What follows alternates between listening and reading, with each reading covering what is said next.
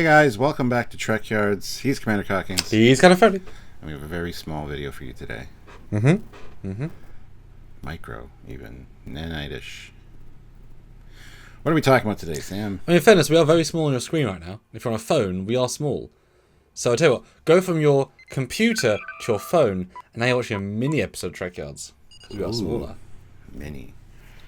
Yeah, today we're talking about the USS Endeavor, which is an Intrepid class ship seen in Season 5, Episode 3 of Lower Decks. The best nanite exotic hotel. The best exotic nanite hotel. That's the one. Yeah, this was kind of a 12th hour reveal, whatever the expression is, right at the end, and kind of explains, so spoilers of course, explains the plot of the entire episode. And it is the next chapter of the continuing multi-universe problem that our universe is facing. The first episode, we were pulled into a rift into another timeline, which is very similar to ours.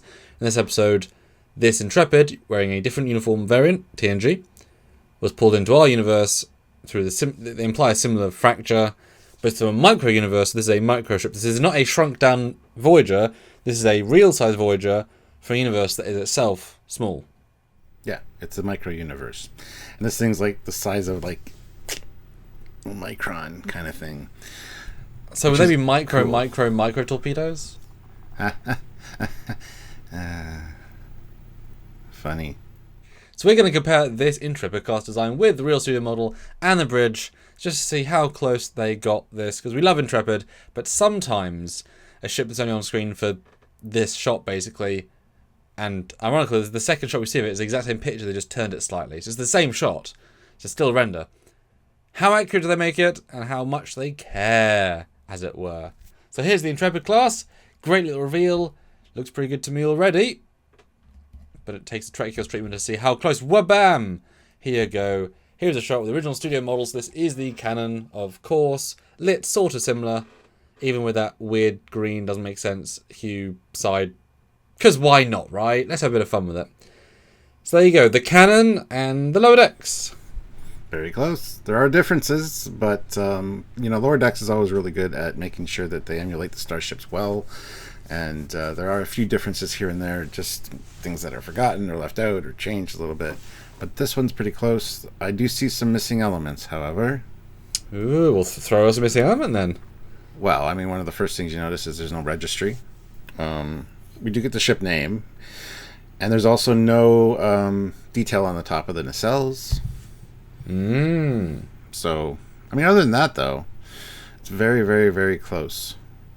Yeah, I mean, it's a very nice picture of the Intrepid, because it really is just a picture. And it looks as if all the details are there, but the main details, but because they've been sort of compressed, both, you saw this how it was a second ago, it's on a pad, so it's not even full screen, so they didn't even render it full screen anyway, so the details not being resolved fully could be because of like a pixel or whatever, but it does change the feel a bit, and the fact they've obviously not done some colours. The prime example being the transporter emitters, which on the Voyager, on the right hand side of course, either side of the phaser strip you can see a little yellow strip of lines. That is a transporter emitter. Now the physical detail is on this new, whatever the strip was called, but it is just a grey, so it doesn't stand out. There's a sort of plate thing next to it, so that ruins the detail in a sense, because now it's just a plate. I'm not sure why it couldn't have been yellow. So this seems to be something like that, with ultra simplified the details to remove a lot of the subtlety, which should be there. So in essence it is wrong, but you can kind of see that they are still there. Kind of weird. They try. Nobody's going to notice. Nobody's going to analyze it and look at it and compare it side by side. Are we too small? Are we micro? What's happening? What? I don't know. Yeah, the escape pods are also not colored correctly. And even if this is potentially arguable that there is the way they've graded it, there's that purpley filter over it that's shifting the hue, I would then see that as the production supervisor and say, okay, it's butchering too many of the colours, let's up the colours to make it work. And I say that, but look, the red of the pinstriping is radically bold. So there's their choice not to fix the yellow. But we wanted to point it out because we are the ship guys, we love them, and I still give Lower Decks props for how close they get with everything. So speaking of that, I wouldn't have made the pinstriping so radically bold, That's not how it should look. On the neck, it looks odd, and it really does stand out in the episode. Phaser strips, for some reason, the small strips are the grey as well, not the brown. Don't know why the neck ones. But it's funny because they have a really good model from season 4. Maybe the stand-in, the low-res version. I don't know. Because it intrigues me because always it's just a picture that's on drew. Because it was quicker and easier. I don't know why they've got the model and why they wouldn't render it. But something like the forward deflector cutout in the Slow Dex one looked flat. I don't. There's no. The shadowing should be. There's something should be there to make it look right, and it isn't. So that implies to me this is a picture that's on drew because it's quicker and easier than actually doing a render. And therefore, those extra things, it's fine, right? Or it could just be that the micro universe has a few little differences to their ships. That is true. As we see with the captain, Captain Trekyards, she actually is wearing a TNG uniform, not a Voyager-styled uniform, which is kind of neat, honestly. And that is true. If you're going by that logic, then in their universe, phaser strips are different colours. There isn't pinstriping correctly, no registries. I mean, that's certainly a funny idea. These things are all just alternate universe fare. So imagine redoing the Voyager with those details then. This is their universe version. That's kind of interesting, yeah. I know of torpedo launchers, because they are absent. That'd be kind of a fun variant to make, actually. The only thing that mildly annoys me, and it's just a mild thing, is that the shuttle bay the detailing is just wrong. It's not even close. It's just lines that are brown versus this kind of intricate, multi-layered thing. But they also, Stuart, did you know, in the season 4 episode, they built the entire bridge. So this is even easier, right? If you cut to the next shot, you can see they just loaded that bridge up, surely, and put a person in the chair. With two very different pictures. Drama and suave. What do you think of seeing a TNG back? Awesome. I love it. And I never will complain. It's a great uniform, so... Although, are they implying that there's distinct arm elements? Because that's not... Probably. Yeah, because I wouldn't think that would be justifiable in a non... I'm picturing more like mariner's sleeves, but they have cuffs, that's the thing. Which, I mean, hey, variation, right? Make it a cuff variation. Yeah, and it's got like a TNG-style comm badge as well with the oval behind it. And you could... Yeah, I mean, yeah, no, you could justify there'd be someone wearing this uniform commanding it. The badge would be a difficult one, because in DS9 you do see him go back to Earth and TNG is still there, so there will be officers wearing this conceptually on a Intrepid in our universe, but the badge they would have swapped. Except the Enterprise D still wore the old badge, so if it's a in a certain subset, it's still possible. Now, how would you have felt if this character and the ship had actually been trapped in this pocket, like as if they were from our universe and they've been shrunk 9 years ago and they've been travelling ever since? This is actually a TNG officer. You know, there would be a decade of hell would be the joke, rather versus a month. How would you feel if that was the story versus alternate universe? Yeah, a month of hell was funny. No, I think that would have been fine. It happens to all starships, weird things, anomalies, and this, getting rescued is great. So, but yeah, I like the micro universe idea as well. So. It just, again, I always say Lower Decks adds a canon point for the visuals. It would then allow us to do a TNG officer in full TNG regalia on Intrepid, because that would have been a thing that happened at least once, right? It's fine this way around, of course, but it's, yeah, thank goodness they didn't just do a Lower Decks officer. Bit of extra detail is well worth it. But if we compare, although I couldn't find, obviously there's hundreds of Voyager episodes and I couldn't skim for hours to find one shot that was the same. So I found, a barrage of things to see detail. Yeah, it should be perfect, right? Easy to get right. What do you think? Very close. You got the MSD back there. You got the railing. The way that the pillars are the same. So, yeah, they definitely went. And the chair. They really went out of their way to make it look great. So, I appreciate that. Yeah, they went out of the way to pull a Season 4 asset. Sure. And I love it. And that's why I always tell you, once they build these things, they're free sets. Like, this had a lot of production value by just pulling out of the folder on the computer, right? Super, And they probably they have this for a few ships now. Oh, do you think they're going to come back in the end of the season?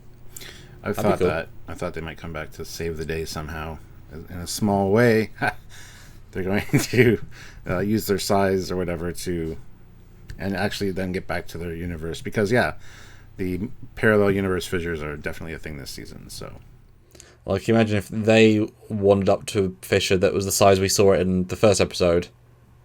It would be, everything as scanners can read, right? 10 AUs in diameter for their perspective, right? It'll be like the galaxy. It's friggin' huge. Well, no, you're right. Yeah, it would be. I was thinking, yeah. Oh dear. All of the AUs.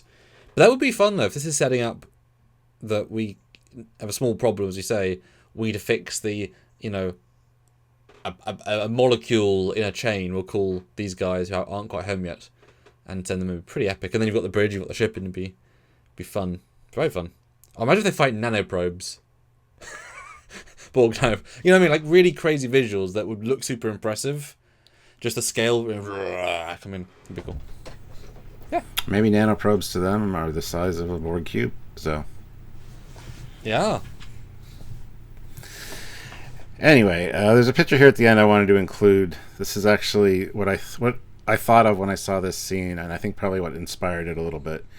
Because some physicists at the University of Netherlands created this 15 micrometer 3D printed Intrepid class. How even? I know, which is like 0.015 millimeters. It's to test like fluid movement and stuff. They put it in peroxide, and it's called a swimmer. It moves with the fluid. Anyway, they've done a whole bunch of shapes, boats, starships, and stuff like that. And they're clearly somebody's a Trekkie and made this, and it looks really cool. I remember seeing this like a year or 2 or 3 ago, quite a while ago, and I think this definitely inspired that micro Intrepid, and I just kind of wanted to make sure that people saw this or go read the article about it. Yeah, I didn't know about it. It was definitely it's the most AI looking thing you could do in terms of like, oh, that's totally real, but because it's so abstract and that stuff that size is abstract. I love that as a shadow. Like that's a micro shadow.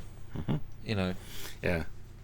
Electron microscope, 4,000 times magnification. That's true. How accurate do you think this Voyager class is? Do you think they missed the phaser strips, or is it better with the longer nacelles? What do you think? It actually looks like there is a phaser strip detail there.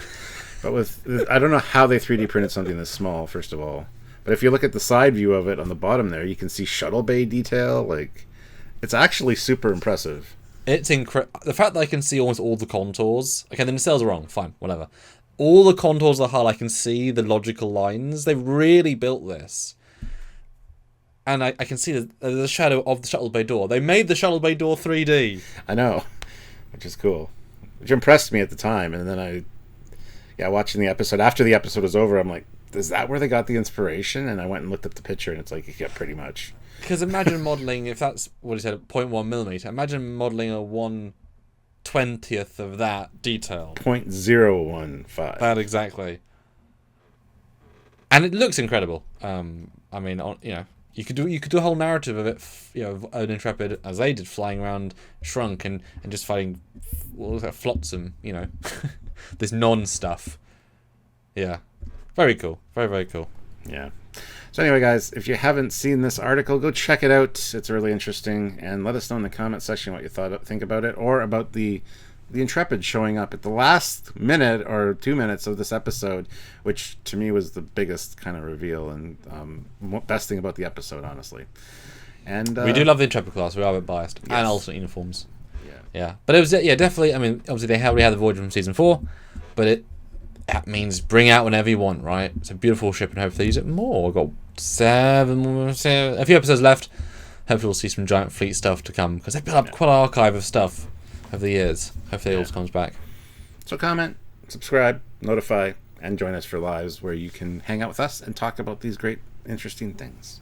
And if you want to support what we do here all the darn time, which is true, then Patreon is a great way. Monthly, John Channel also monthly. Literally $5 a month makes a difference. Or one-time donations via super chatting during the live, as you talked about so eloquently just then. Also, with thanks on any video like this one. So if you're the scientist that discovered this one and say, hey, here's $0.0001 super thanks, then boy, you bypass the YouTube system and do something clever.